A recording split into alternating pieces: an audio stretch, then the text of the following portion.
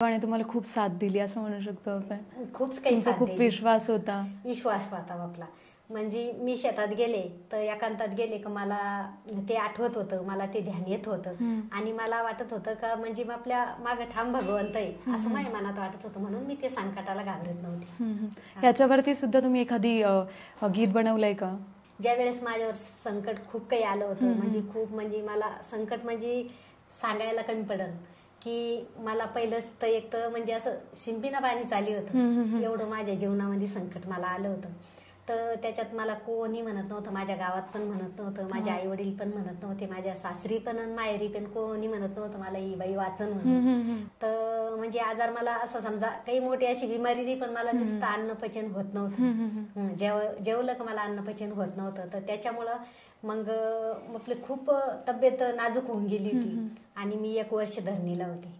आणि मग याच्यावर मी एक दिवस माझ्या सासरी माझ्या आई वडिलांना मला म्हणजे वडिलांनी घेऊन पहिले पूर्वी बैलगाडी होती, बैलगाडी झोपून सनी माझ्या वडिलांना मला आणलं का. एक वेळेस मी म्हणले का चला मला जायचं माझ्या सासरी म्हणून आले होते. तर त्यावेळेस मी इथं आले, सगळं काही सगळ्याला वाटलं का आता हे आवरेल होतं सगळं, पण त्याच्यातून पण भगवंता त्याच्यात पण खचले नाहीये का. जे करीन ते करीन, मरणाला पण भ्यायचं नाहीये आणि भगवंताला चांगलं करायचं असलं तर त्याच्यात पण जन्मन मरणं काही चुकत नाहीये. याच्यामुळे मी त्याला काही घाबरेल नव्हते. तुम्ही शाळेची पायरी सुद्धा चढलेल्या नाहीये, शिवाय तुम्ही तुमच्या दोन्ही मुलांना एवढं शिकवलं, मोठं केलं.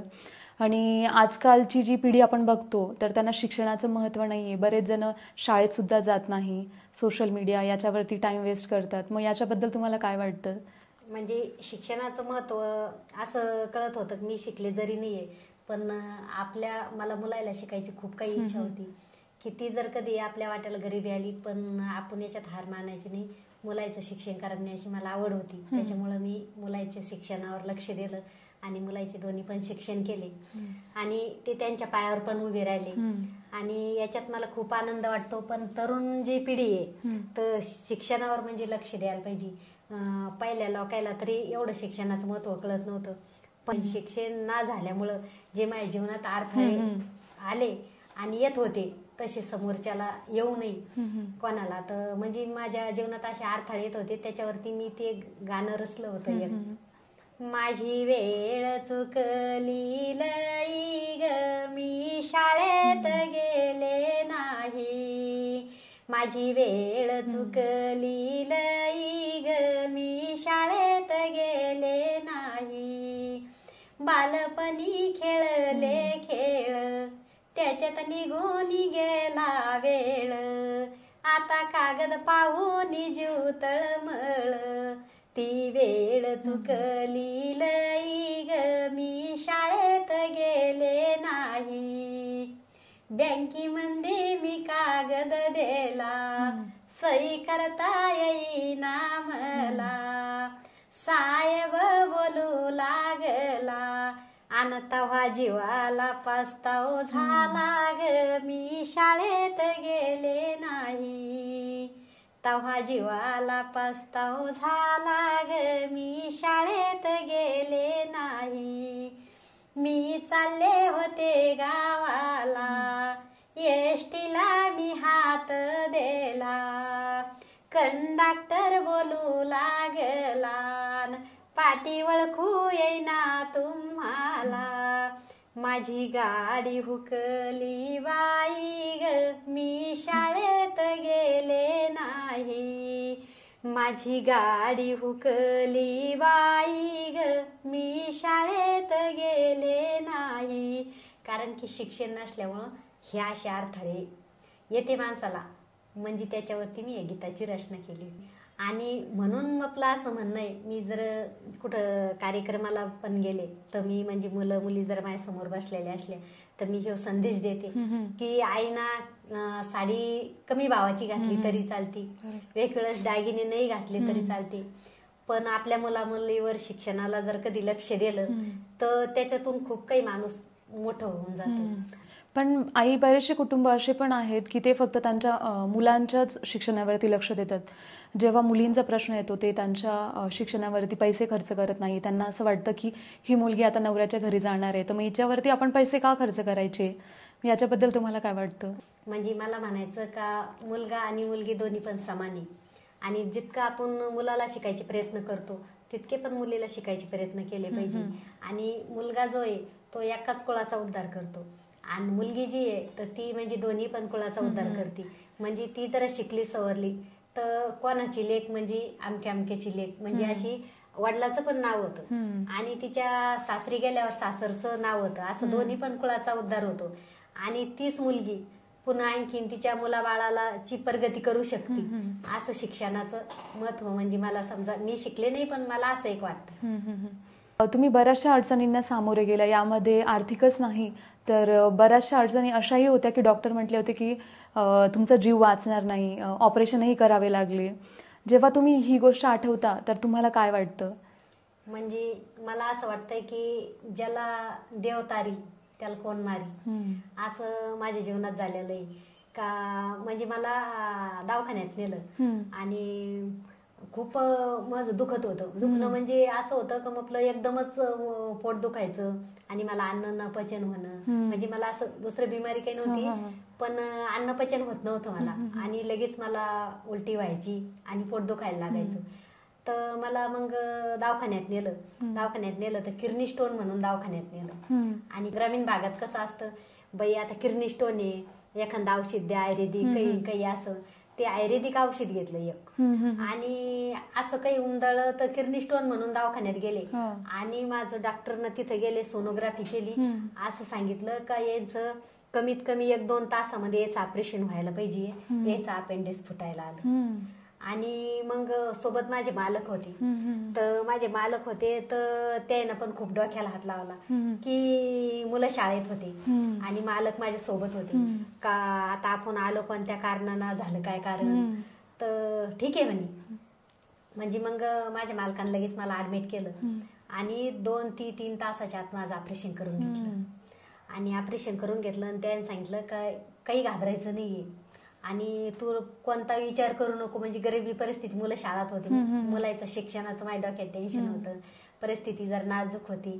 तर मालकानं सांगितलं की तू कशाचाच विचार नाही करायचा आणि खरंच न विचार करताना न मागता तिथं समजा मला सगळेच पाहायला आले आणि सगळे काही भगवंताचं कृपा आशीर्वाद माझं ऑपरेशन ते पण व्यवस्थित झालं.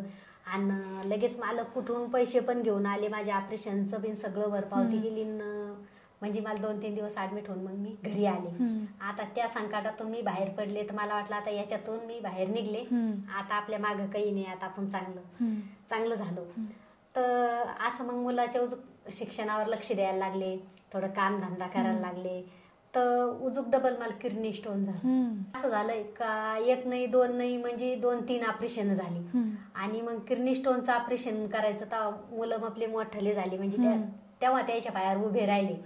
मग ज्या वेळेस म्हणजे किडनी स्टोनचं ऑपरेशन आलं तर त्यावेळेस आता मला वाटलं का आता जर आपलं आवरल्याला पण बरं. म्हणजे आता असं 1 नाही 2 नाही 2-3 ऑपरेशन म्हणलं म्हणजे काही तब्येत पण साथ द्यायला पाहिजे. आता आपलं आवरलं तरी बरं आहे. आता मी विचार केला आणि देवाला हात जोडे, देवा मी तो मारलं तरी मी रुसणार नाही. आणि मग माझ्या मनात एक इच्छा राहिली होती का आता सगळं काही झालं, आपण संसारातून सगळ्यातून निघलो, सगळं व्यवस्थित केलं, आपण सगळं फिरायला आलं, मुलाचे शिक्षण झाले आणि मोठ्या मुलाचं लग्न झालं आणि मला मोठ्या मुलाला मुलगी पण झाली. म्हणजे त्याच्यात खूप काही हे वाटलं. पण एक जीवात माझ्या मनात एक चिंता वाटत होती का दीपक सरांचं लग्न राहिलं आणि एवढं लग्न जर झालं असतं आपल्या देखत तर चांगलंच होतं. पण आता भगवंताच्या मनावर आहे, तारलं तरी त्याच्या मनावर आहे आणि गेलं तरी त्याच्या मनावर आहे, मागचं काही होत राहीन. असं एक मापल्या पण आता देवावर रुसून काही फायदा नाही. म्हणजे आपण संकटातून आपल्याला काढीत चालले सगळ्या. तर म्हणजे ते संकट असं होतं का डॉक्टरना माझी कशीच गॅरंटी दिली नव्हती. तर दोन्ही पण मुलं माझे रडत होते, एक दिवसभर मुलं रडत होते आणि की आईला मुलगी नाहीये असं आपल्या मुलाला वाटलं का आईला मुलगी नाहीये. आईनं आपल्यासाठी किती कष्ट केले, आपल्या शिकण्याचे किती प्रयत्न केले आणि आपल्या वडिलांना पण आपल्यासाठी म्हणजे आमचं दोघांचं पण त्याला आठवत होतं, आई वडिलांचं दोघांचं पण आठवत होतं आणि माझ्या मालकांना पण खूप काही कष्ट केले. आणि मग असं करता करताना मी ते माझ्या जवळ आले आणि म्हणले आई तू अजिबात याला घाबरू नको आम्ही किती जर पैसा लागला तुला तर आम्ही असं समजू की हे आमच्या बाई कागद आहे, पण तू जर कधी आम्हाला दिसली आणि तू अशी बसून जर कधी राहिली आई तर आम्ही खूप काही आमच्या डोळ्यात समोर चांगलं वाटत. म्हणजे असं तवाची परिस्थिती जर. हा तर एक बाई सोबत आली होती, ती मुलाला समजित होती. माझ्या सोबत एक बाई आली होती तर ती सारखी मुलाला समजित होती. ती म्हणली काय येडे झाले, अरे तुमच्या जर नशिबात असलं तर तुमची आई याच्यातून पण भगवंत तारीन आणि याच्यातून पण तुमची आई तरण, पण तुम्ही खचू नका. म्हणजे अशी मुलाला ती समज घालायची. तर त्याला कारण असं झालं की डॉक्टरनं सांगितलं होतं की खूप काही हाडे यायचा खडा आणि जरा अवघड आहे, पण तुम्ही डॉक्टरला सुद्धा दोष देऊ नका, नाही जरा सक्सेस झालं तर. ते म्हणले ठीक आहे आमचं नशीब आहे सर, पण तुम्ही प्रयत्न करीत राहा. खूप काही डॉक्टरना प्रयत्न केले, ते पण माझ्यासाठी देव उभे राहिले आणि माझं ऑपरेशन झालं संजीवनीमध्ये आणि यश मिळालं माझ्या मुलाला. आणि मग त्याच्यातून सण मी बाहेर पडले आणि त्याच्यानंतर भगवंताने हे कौतुक केलं. आई, बरेचसे कार्यक्रम तुम्ही अटेंड करतात, तुम्हाला बोलवण्यात येतं, जेव्हा तुम्ही तिकडे जाता तर तुम्हाला काय वाटतं? म्हणजे आता मला खूप काही आनंद वाटतो की मला जी संकट आले त्याचं मी सर पडले आता, ते काही माझ्या लक्षात येत नाही. आणि आनंद इतका होतो, कोणी मला आई म्हणतं, कोणी मला ताई म्हणतं आणि मला खूप काही भगवंतानं हे मोठं मायाचं गणगोत दिलं. म्हणजे सांगायला मी आता 2-3 दिवस झाले कार्यक्रमाला गेले होते तर तिथं दोन मुली आल्या आणि लगेच आल्या मला पहिलं विचारायला लागल्या का आई तुम्हाला भेटून खूप काही चांगलं वाटलं आणि आई तुम्हाला मुलं मुली किती आहे. तर मी त्यांना सांगितलं का आता मला खूप काही मुलं मुली भरपूर आहे आणि मला 2 मुलं आहे बाई, पण तुमच्यासारख्या कितीक पण मला मुली आहे. म्हणजे आता मला काहीच कमी पडलेली नाही आणि मला कितीक पण भाऊ आहे, मला कितीक पण बहिणी आहे, कितीक पण मुलं मुली आहे. आणि मला आई वडील जरी मी देवाच्या घरी गेले पण मला काही ठिकाणी म्हणजे असे आई वडील भगवंतांना दिले की ते मला म्हणजे आईसारख्याच जवळ येतात आणि मला पोटाशी धरतात. मला खूप काही त्याच्यात आनंद वाटतो. म्हणजे मी मागचं सगळं काही त्याच्यात आता विसरून गेले आणि भगवंतानं आपलं खूप काही चांगलं पण केलंय आणि सगळं काही मनातल्या इच्छा पूर्ण झाल्या आणि ह्या गीताचं आपल्या सार्थक झालं मला असं एक आपल्या मनात वाटलं. ह्या होत्या आपल्या कांताई शिंदे. आईचा संघर्षमय जीवन प्रवास 10 ते 15 मिनिटमध्ये कव्हर करणं खरंच खूप अवघड होतं. तुम्हाला नेक्स्ट पार्ट बघायचा असेल तर कमेंटद्वारे मला कळवा आणि नक्कीच सांगा हा पॉडकास्ट कसा होता. धन्यवाद आई, खूप छान वाटलं मला तुमच्याशी बोलून. धन्यवाद.